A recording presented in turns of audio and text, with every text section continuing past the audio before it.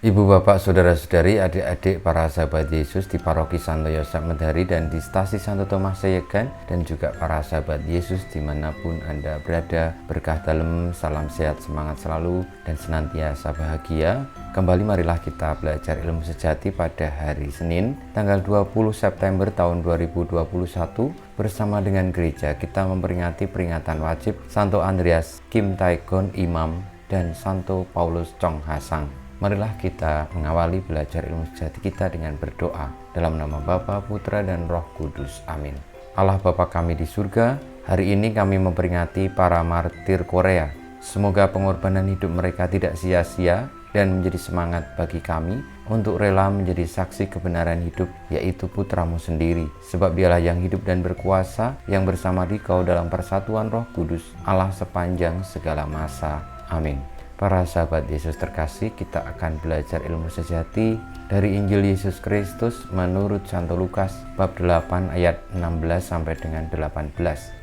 Sekali peristiwa Yesus bersabda kepada murid-muridnya, "Tidak ada orang yang menyalakan pelita lalu menutupinya dengan tempayan atau menempatkannya di bawah tempat tidur.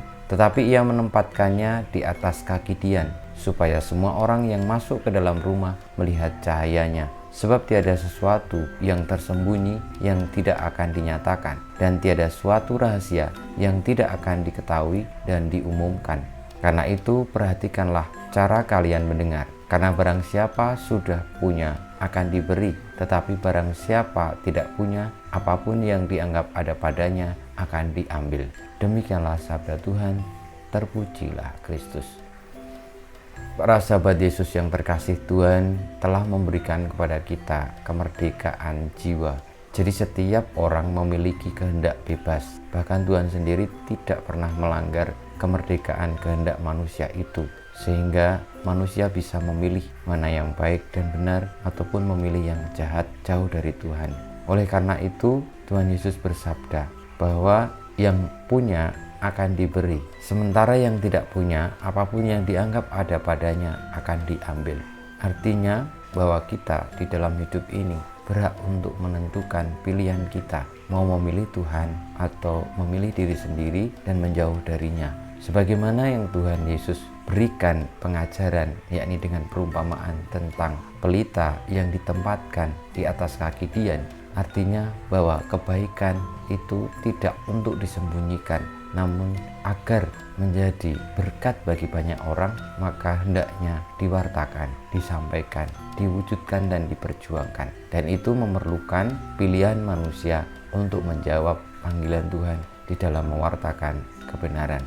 Para martir yang memilih akhirnya menyerahkan nyawa untuk tetap setia kepada iman, menggunakan kebebasannya untuk memilih kebenaran, yakni Tuhan sendiri. Sehingga pada akhir hayat, meskipun akhirnya mereka terbunuh, namun terang itu tetap menyala, dan terang itu telah diletakkan di kaki dian, hingga akhirnya memberi terang, menunjukkan jalan bagi banyak orang kepada Tuhan. Dengan kesetiaannya, kemantapannya, keberaniannya untuk menanggung derita, bahkan merelakan nyawanya demi setia kepada kebenaran, yakni Tuhan sendiri. Kita mohon berkat Tuhan, semoga teladan para martir juga boleh menjadi semangat kita. Dan apa yang baik dalam diri kita, kita pilih, kita perjuangkan, yang akhirnya juga kita wartakan untuk keselamatan banyak orang. Kemuliaan kepada Bapa dan Putra dan Roh Kudus, seperti pada permulaan, sekarang, selalu, dan sepanjang segala abad. Amin. Ya Yesus, jadikanlah hati kami seperti hatimu. Tuhan bersamamu dan bersama rohmu, kita semua hidup kita, perjuangan kita untuk menggunakan kemerdekaan diri kita, kehendak kita dalam memilih kebenaran, memilih Tuhan, dan mewartakannya, senantiasa dibimbing, dilindungi, diberkati oleh Allah yang Maha Kuasa, Bapa dan Putra dan Roh Kudus. Amin.